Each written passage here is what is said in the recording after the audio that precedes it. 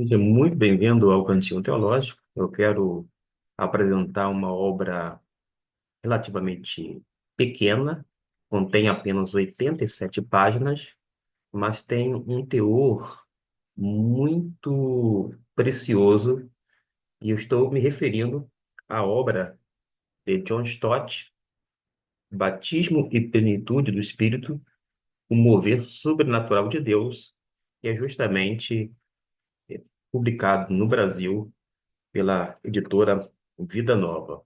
Como eu disse, é um livreto, 87 páginas, mas que tem muitos ensinos bíblicos que são destinados a todos aqueles que são realmente interessados naquilo que o Senhor tem preceituado através das Escrituras Sagradas. O John Stott, saudoso, ele foi um grande teólogo, escreveu dezenas e dezenas de livros, todas elas são indicadas por este, por conta da preciosidade, são materiais de grande edificação por parte dos leitores, e certamente todas as pessoas que conviveram com ele foram, de alguma certa forma, agraciados por Deus pela vivência, pelo relacionamento, pelas obras deixadas, e nós temos muito que render graças a Deus por homem como da envergadura de John Stott. Ele busca nesta obra sucinta a objetividade bíblica. Essa objetividade bíblica é a objetividade da verdade. Por causa de que ele faz essa busca? Porque ele sabe que as pessoas estavam vivendo muito num período subjetivo, em que o existencialismo fazia uma distinção radical entre vida autêntica e vida não autêntica. A gente observa isto, às vezes, na vida de pessoas que, embora sejam escritores ou não, diz uma coisa, mas na verdade faz outra. Tem uma vida dúbia. Mas acontece que ele mostra que a pessoa que é convertida a Cristo Jesus precisa estar, primeiramente, convicto de que Deus falou histórica e objetivamente e que sua palavra culminou em Cristo Jesus e no testemunho apostólico a respeito dele, e que a Escritura é exatamente a palavra de Deus escrita para nosso aprendizado. De modo que, onde é que vamos encontrar a verdade de Deus? Na Escritura Sagrada. E a gente precisa buscar de forma objetiva, não de modo subjetivo. Porque quando eu vou de maneira subjetiva, eu começo a fazer algumas alegações, tipo, eu penso que isto significa isso, isso e isso. Ora, quando eu vou por esse caminho, eu imagino que seja desta maneira. Percebeu que eu não estou preocupado com a objetividade bíblica, ou seja, o que que a Bíblia me diz a respeito deste assunto. E por isso ele tem um grande apreço, sim, pela tradição, porém, nem a tradição, nem a opinião de A ou B pode prevalecer sobre o que a Bíblia diz. Da mesma forma, por mais que você tenha uma experiência, digamos, religiosa por si só, isto não significa necessariamente que a sua experiência é legítima no sentido de estar realmente fundamentada nas Escrituras. Daí a necessidade das pessoas submeterem-se ao exame independente e objetivo da verdade bíblica. Uma outra razão é que ele fala sobre a centralidade de Cristo. Note bem, quando ele fala a centralidade de Cristo, todos nós concordamos em relação a isto. Ah, Cristo tem que ser central, quer na vida da igreja dele, quer na nossa vida, quer nos escritos, etc e tal. Agora, convenhamos, será que realmente estamos tendo Cristo no centro, não apenas da nossa vida, da igreja da qual congregamos, mas quando não, estamos endossando todas as coisas de Cristo quando lidamos com os textos bíblicos e fazemos aplicação para a nossa própria vida? É porque muitas coisas que são confissões que partiram dos lábios de Jesus constituem, portanto, os seus ensinos. As pessoas, às vezes, parecem estar como se estivessem num lugar chamado self-service. Elas vão se apropriando de algumas coisas e aquelas que elas não, que ela acha que não sejam convenientes, ela deixa para lá, ou seja, ela não vai se servir. Algumas coisas parecem até um tanto indigesta.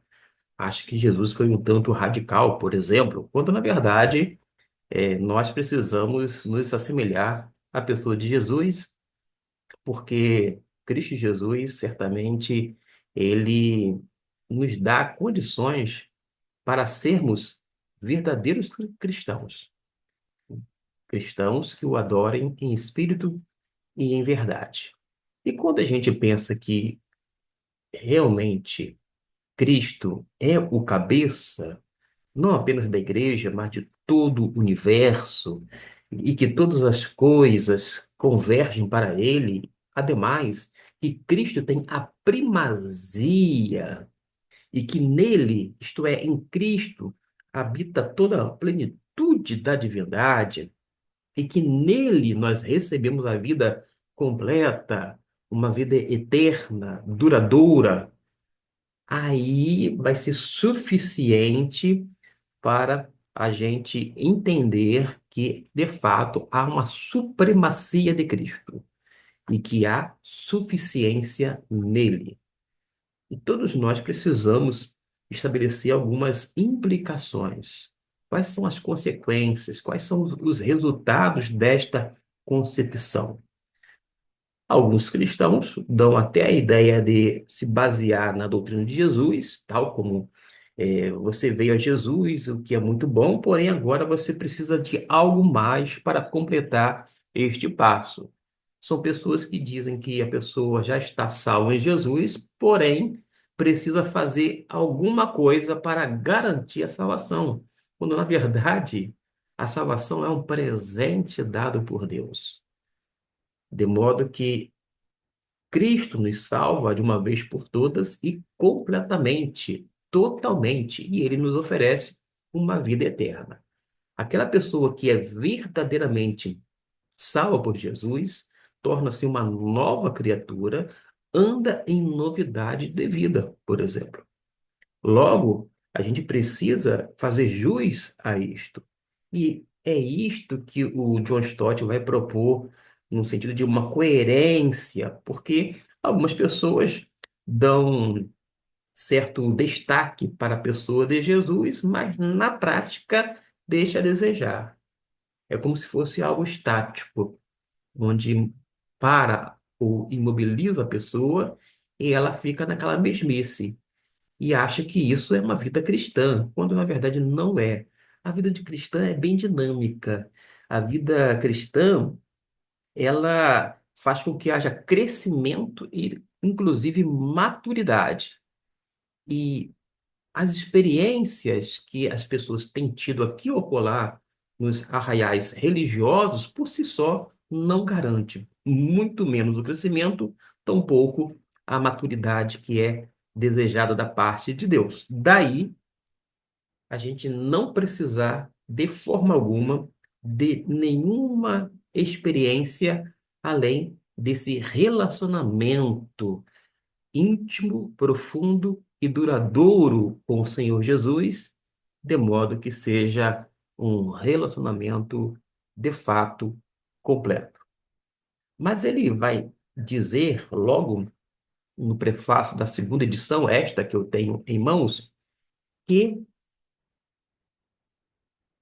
a gente precisa concordar sobre a diversidade da vida.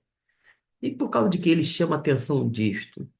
Lembrando que é o segundo prefácio, o prefácio na segunda edição em inglês, tá bom? Não em português. Mas o porquê disto? É que quando você lida com a diversidade da vida, isto é, o Deus vivo da natureza, o Deus vivo das Escrituras, é um Deus, ou o Deus, estamos definindo, que é rico e, de uma certa forma, mostra uma diversidade riquíssima e colorida. É como aquele tapete. Eu gosto de pensar naquela tapeçaria, aquele tapete de inúmeras cores. E aquele colorido dá um embelezamento. Da mesma forma, Deus nos fez diferente de cada ser humano, cada folha de grama, cada floco de neve. Por esta razão, a gente precisa confessar que quanto mais eu vivo, mais hostil eu me torno a qualquer estereótipo. Porque o estereótipo pode ser, vou dizer, produzido. Porém, a questão relacionada à diversidade e nós somos únicos, nós precisamos então enfatizar a beleza dessa diversidade e não querer uma chamada uniformidade. Pelo contrário, não é algo uniforme, mas é algo que tem essa diversidade, esse colorido de tapete, como nessa peça de tapeçaria que eu me referi agora há pouco. Imagine só se no mundo só tivesse um estilo de música, uma só melodia. Que coisa sofrível. Por mais que os nossos sentidos ficassem encantados com a música em si. Mas não. Nós temos várias formas de melodias, de sons, enfim, e não apenas letras das músicas, mas nós temos uma variedade. É essa multiplicidade que dá essa beleza nesse campo ou nessa área musical. E por que a gente vai exigir que todos tenham a mesma experiência, igualzinha que eu tive? E todo aquele que tiver uma experiência diferente da minha não é válida. Quem disse isso? Agora, por mais que a gente note essa diversidade, em relação aos seres humanos, à natureza, etc. e tal, a gente vai observar que há uma padronização a partir da palavra de Deus, o que é regra. E para estabelecer esta norma, a gente precisa se reportar sempre à palavra de Deus. E ele vai tentar expor que há grande variedade de experiências espirituais e uma grande variedade também de dons espirituais. Por que algumas pessoas só focam em alguns chamados dons espirituais? Parece que só existe uns dois ou três, quatro dons, às quais as pessoas têm dado uma ênfase. Quando falo as pessoas, porque estão inseridas dentro das igrejas locais. Mas são apenas esses dons que são existentes? Outra coisa, será que em relação às experiências tem que ser sempre daquela mesma forma? Vou dar um exemplo aqui.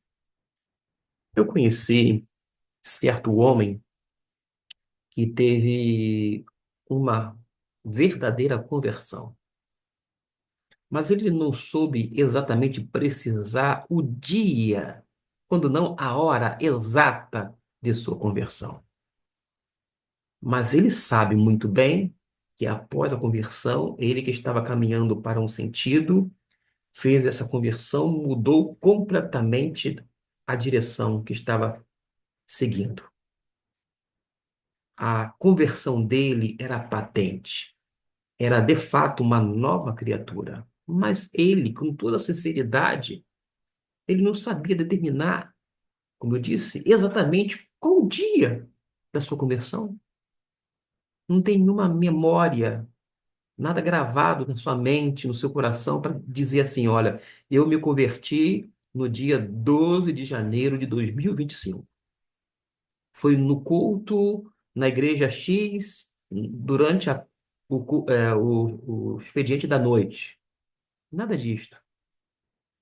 Ele não sabia, mas uma coisa era certa. Todos viam nele um homem de Deus.